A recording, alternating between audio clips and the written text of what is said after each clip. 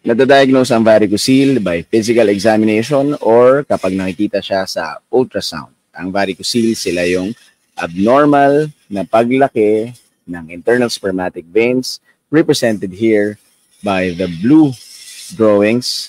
Sila yung mga veins dyan sa spermatic cord. Kapag abnormally dilated sila, it causes pain, subfertility, abnormal semen analysis, abnormal testicular growth to some patients, which bothers them at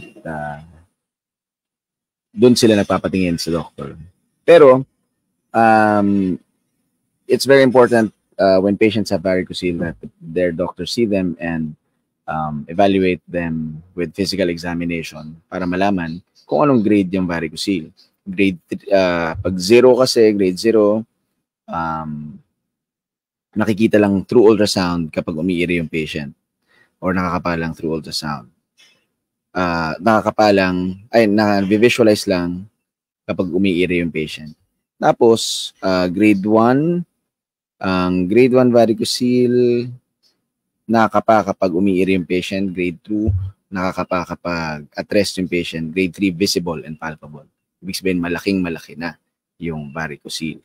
Pero on the side ng patient, para malaman nila na meron silang varicocele, yung ibang patients nakakaramdam ng pain or hindi sila makabuo ng baby, doon sila una nagpapatingin. Tapos through ultrasound or physical examination, nakukumpirma na meron silang varicocele. Anong ginagawa? There are several options for varicocele.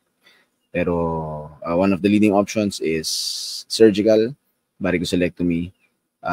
Hihiwa ng maliit dun sa bandang singit at puputulin yung mga veins na naglalakihan.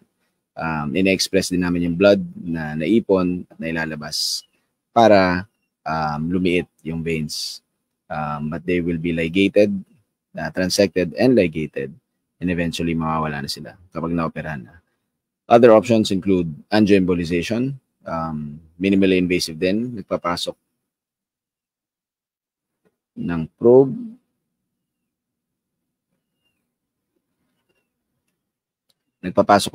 at binabarahan yung mismong varicocele. Okay? As Dr. Drew, urologist. Thanks for watching.